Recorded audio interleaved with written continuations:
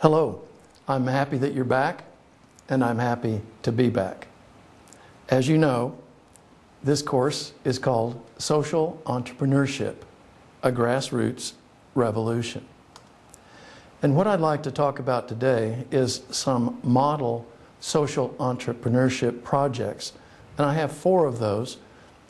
One is from South Africa, another is from the United States, the third is from India, and the fourth is from the Middle East. I would like to remind you that we do have a MOOC website, and there's information on our MOOC course at that site. Quite a bit of variety of information. We have a Facebook address. All you need to do is search for Social Entrepreneurship Program. And I'd also like to remind you about the optional book. You can order that through the Facebook site or the MOOC website. And it's important that everyone note that this book is not required to excel in this course. It is truly an option. In my previous video recordings, I've shared some information about social entrepreneurship, the definition, and several related issues. So it is my hope and also my expectation that you have a decent feel for what social entrepreneurship is. There are different aspects to learning and understanding, and taking a look at definitions and stated issues and written issues is a part of learning. Another step in learning, I think an important step, is that of the teacher providing examples. And that's what I'd like to do today. I'm going to be providing some examples of what I consider to be model social entrepreneurship projects from several parts of the world. My source for these examples is a project called CNN Heroes. CNN stands for Cable News Network. This is a television network that focuses on news in the United States. The web address to CNN Heroes is on the screen. And whenever you have time, I would like for you to go to that site and look around. You will see several different years represented with several CNN heroes for each year. Even though CNN does not call these projects social entrepreneurship, that indeed is what they are. These are classic examples of social entrepreneurship projects. I have selected 9 CNN hero projects to share. This presentation discusses the first 4. The first of the 4 CNN hero projects that I'll be covering today is Youth Education in South Africa by Thulani Mandongo. The second is a project helping poor elderly in the United States by Hudson. The third is a project to help the blind in India by Chandrasekhar Sankurathri. And the fourth is a medical transport project in the Middle East by Yuval Roth. Each of these people became aware of a problem in their society, and they could not walk away from it. They had to try to help, and they did. I find it interesting that it's so easy for us as we're living our busy lives, and indeed just about everybody is overbooked in life.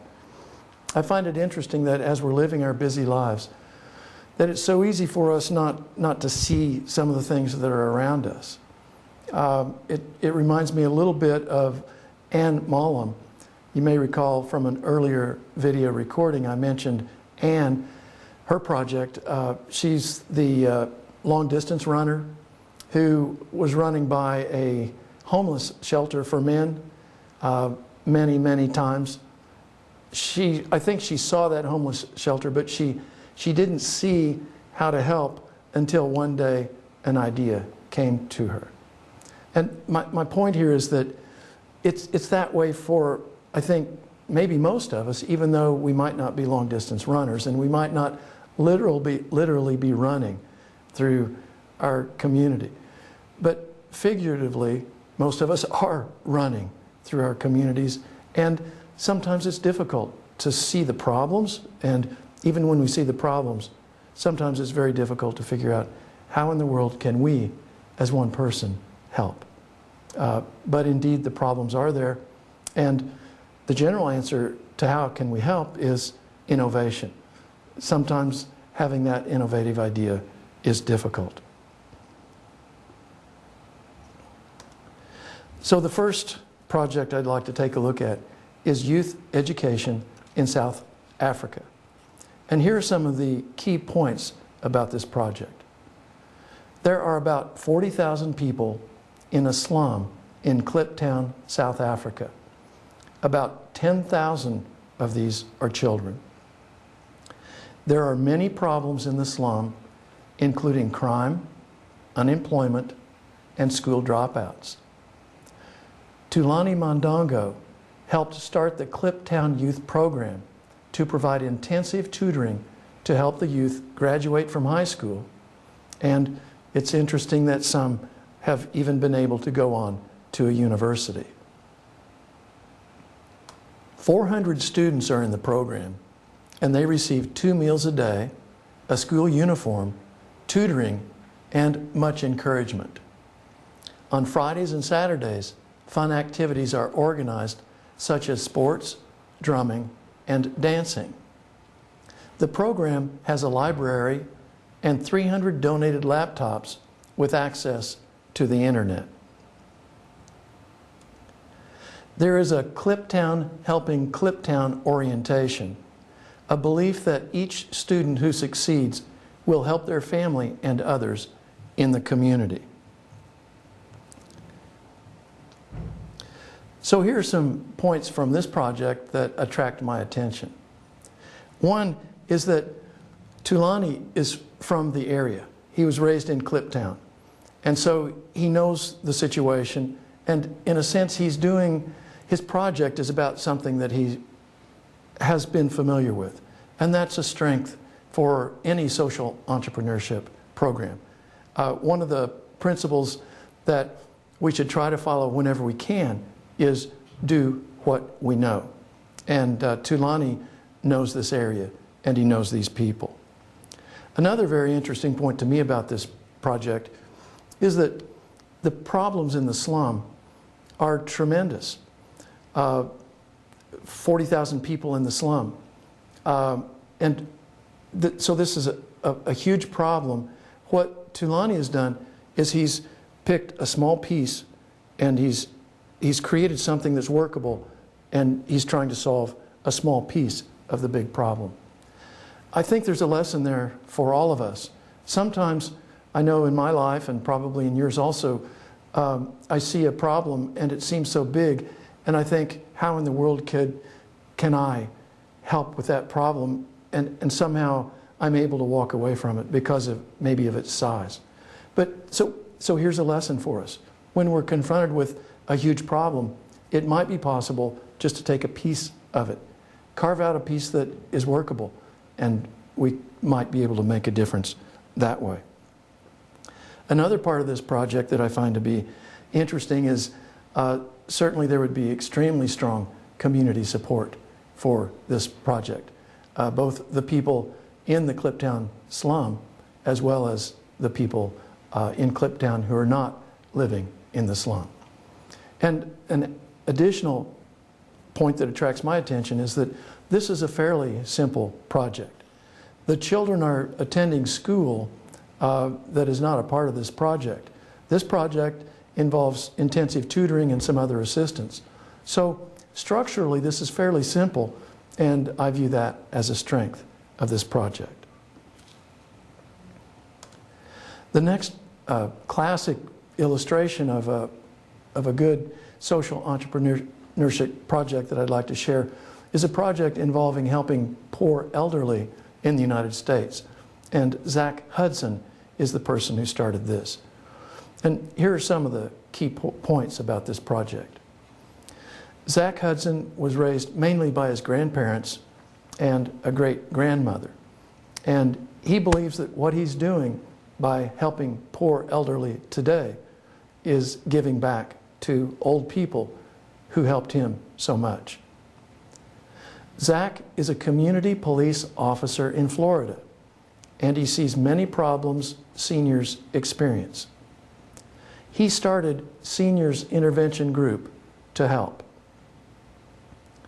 Help for seniors ranges from picking up a medication pill that fell behind the sofa to rebuilding a home.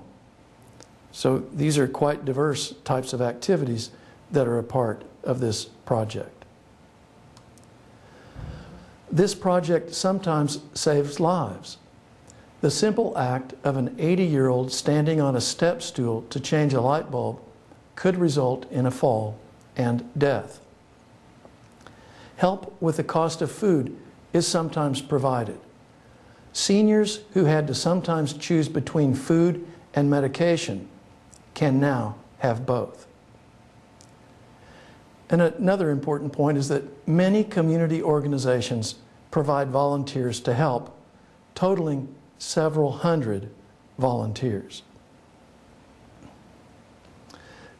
Some of the points that attract my attention to this project is that this is a project that could fit into just about any part of the United States, especially any large city.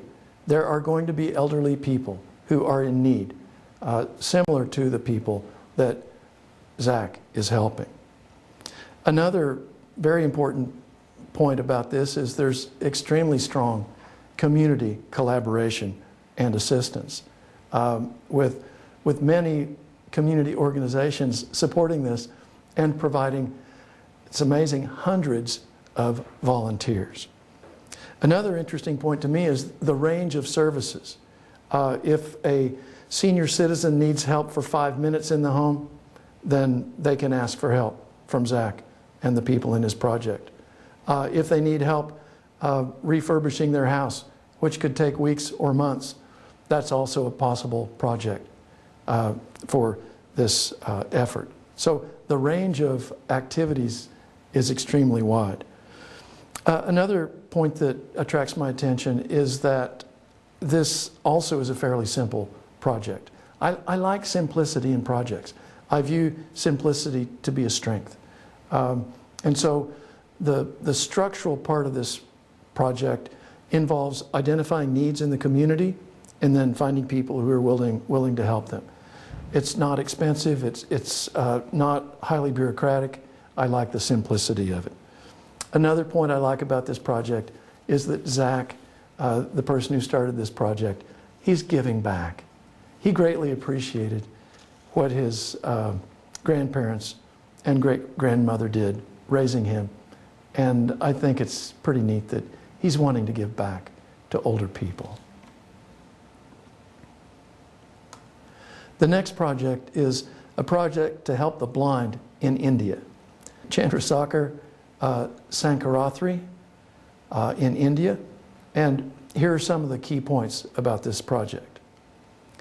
Blindness due to cataracts is curable, but many people with cataracts in India do not know that a simple surgery can allow them to see again.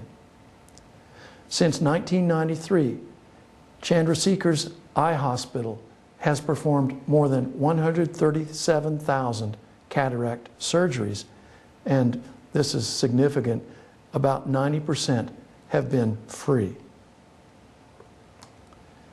Chandrasekhar views the surgery his hospital provides not just helping people see, but improving their overall lives. So he sees something bigger than improving eyesight as occurring. Chandrasekhar does not believe he is special. He says, "I'm just an ordinary human being trying to do my best to help others." I might mention that Chandrasekhar was a biologist in Canada when his wife and 2 children were flying from Canada to India when a bomb exploded in the plane and everyone was killed. He honors his family through this project. So here are some of the points from this project that attract my attention. One is the big payoffs for a simple medical procedure, cataract surgery, transitioning from very limited eyesight to, I suppose, blindness, transitioning from that to sight. And so that in and of itself is very big for the person who's experiencing this. But beyond that, and this is a point that Chandrasekhar mentions, that he's not just bringing sight to people, but he's helping people live more full lives. People with sight have a better chance to get a job.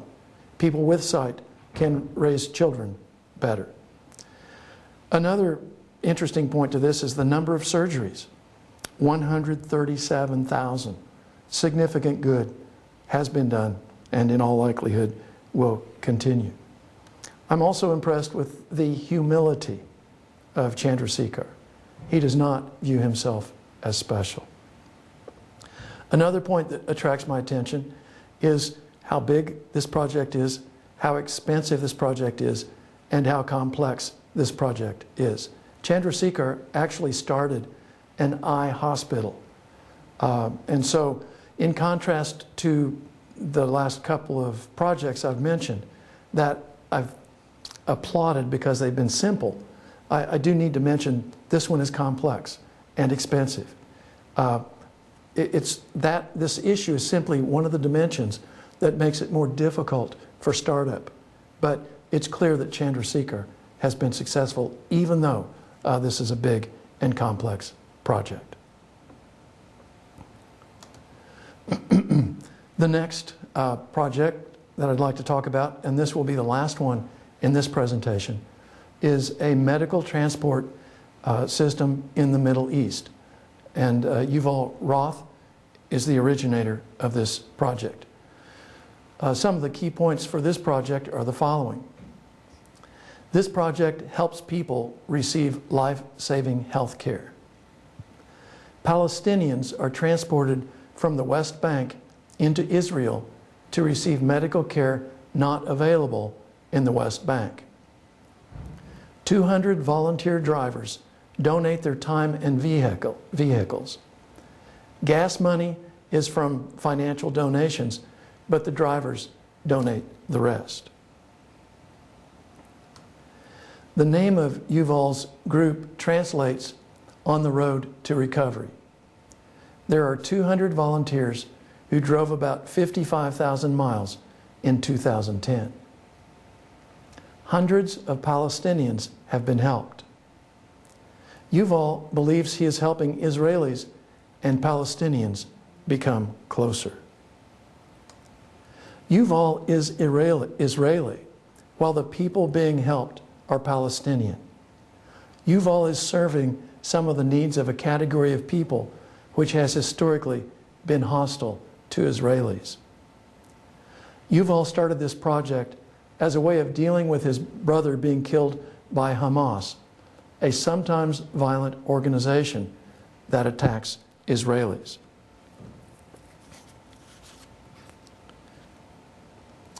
This is another project that in some ways is amazing to me. Yuval, an Israeli, is helping Palestinians. Palestinians represent a category of people that some would call the enemy of the Israelis. Yuval's brother was killed by Hamas. Yuval, I'm amazed at what he's done. He's decided he wants to help the Palestinians. And so this is a very significant issue related to this project. The task that he's performing is very simple. It's transporting Palestinians from the West Bank to Israel to receive medical care. But he's doing much more. And this is very intentional on his part. He's trying to build trust between the Palestinians and the Israelis. He clearly wants to reduce the conflict and he's working for peace with this medical transport project. Another point that attracts my attention is this is a simple project. As I mentioned, I like these. It's lining up drivers. It's lining up people to be transported. It's coordinating that. It's a fairly simple project, and I like it.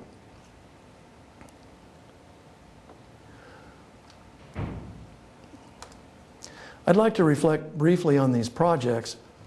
4 people who stepped forward to make a difference have been covered in this presentation.